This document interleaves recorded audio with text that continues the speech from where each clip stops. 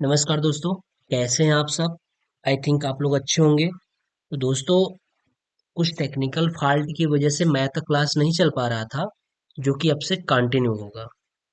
तो जैसा कि आप पिछले क्लास में 8.1 पढ़े होंगे, अध्याय 8 पढ़े होंगे, गुणनखंड। आज उसी पार्ट का नेक्स्ट है 8.2। गुणनखंड ये भी है, गुणनखंड वो भी था। लेकिन ये अब होगा क्या कि गुणनखंड कई पार्ट में डिवाइड है।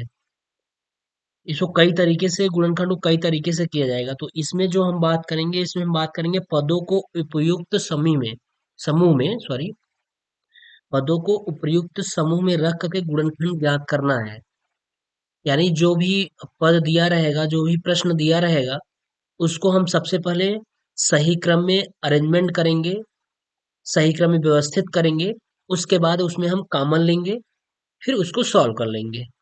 तो ये अध्याय इसी पर रहेगा। तो जैसा कि पहला सवाल आप देख रहे हैं, चलिए हम लोग देखते हैं। पहला सवाल पहला सवाल जैसे है, ये है। पहला सवाल आपका है A square minus B square minus A minus B. ये है पहला सवाल।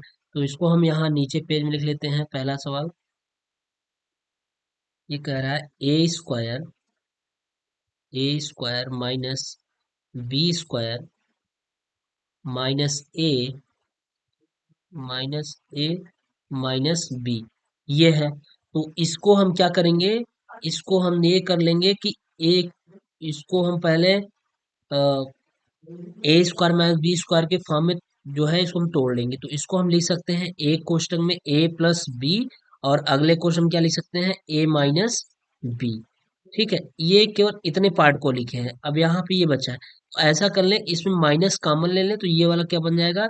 ए प्लस माइनस जो है, जब हम माइनस कॉमन लेते हैं तो अंदर का चिन्ह क्या हो जाता है? बदल जाता है। ये ए प्लस बी हो गया। बस अब आपको दिख गया होगा कि इन एक सेगमेंट हमारा ये है और एक सेगमेंट ये है। अब आपको दिख गया होगा बहुत अच्छी तरीके से कि इन दोनों में कॉमन क्या बन रहा है। इन दोनों में कॉमन यही दिख रहा है, ए प्लस बी। यही कॉमन दिख रहा है। जब ये कॉमन ले लेंगे तो क्या बनेगा हमारा? बन जाएगा ए माइनस बी और माइनस एक। यानी एक क्वेश्चन में हो गया ए प्लस बी, और अगले क्वेश्चन में क्या हो गया?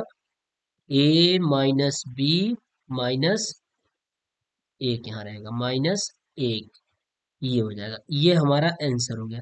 इसी को बोलते हैं सही अरेंजमेंट करके, व्यवस्थित करके या उपयुक्त समूह में रख करके गुणनखंड ज्ञात करना, यही होता है। और इसमें हम यही पढ़ेंगे। तो ये पहला सवाल था।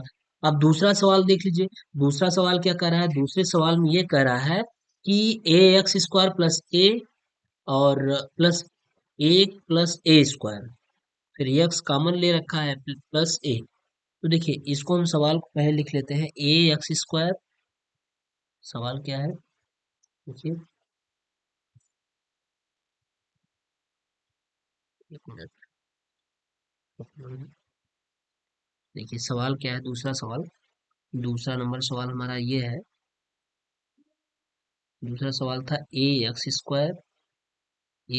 स्क्वायर प्लस एक था प्लस ए स्क्वायर, और यहाँ कॉमन ले रखा था क्या? यक्स। और क्या है? प्लस ए। प्लस क्या है? प्लस ए। ये, अब देखिए, इसको भी हमें पहले सबसे पहले व्यवस्थित करना होगा। व्यवस्थित करने में क्या करना है कि आपको दिख रहा है कि हम क्या कर लेते हैं? ए एक्स स्क्वायर प्लस, इसको इतना ऐसे लिख लेते हैं, इस यक्स का गुणा अंदर करा लेते हैं। जब यक्स का गुणा अंदर कराएंगे तो यक्स प्लस क्या होगा? ए स्क्वायर एक्स प्लस ए हो जाएगा। अब ये सही इसका मीन्स विस्तार रूप हो गया है। अब इसी विस्तार रूप को अरेंजमेंट करके कॉमन ले लेना है।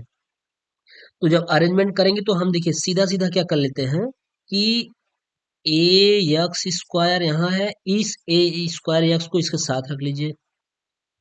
ए स्क्वायर यक्स को इसके साथ रख लेते हैं, फिर प्लस क्या बचेगा? यक्स प्लस ए बचेगा। ये, अब देखिए इसमें कॉमन क्या बन रहा है? एक सेगमेंट इसको बना लीजिए और एक सेगमेंट इसको बना लीजिए। इसमें कॉमन क्या होगा? इसमें कॉमन हो जाएगा ए यक्स, कॉमन हो जाएगा, तो क्या बचेगा, यक्स प्लस ए से ए कट गया, एक ए बचा, यक्स से यक्स कट गया, ये बचा।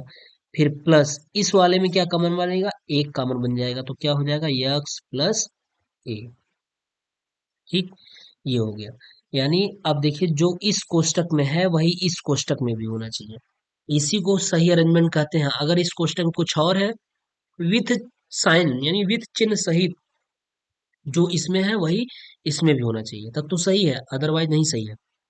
तो देखिए, अब हो जाएगा ए यक्स प्लस ए, और अगले क्वेश्चन क्या हो जाएगा, यक्स प्लस ए। ये ये हमारा क्या हो गया, आंसर हो गया। इसी को बोलते हैं व्यवस्थित क्रम में कर करके गुणनखंड ज्ञात करना। तीसरा सवाल क्या करा है, करा ए घाते 4 + ab³ plus ac³ plus a³ b घाते 4 + bc³, ये कह रहा है, इसको सॉल्व करना है। तो देखिए, ये भी बहुत सिंपल सवाल है, इसमें भी कोई दिक्कत नहीं है।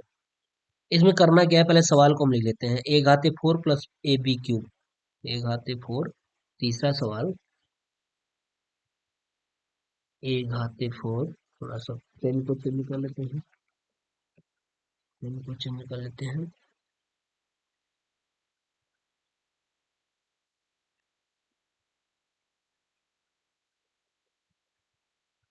ये क्या है, ये थोड़ा सा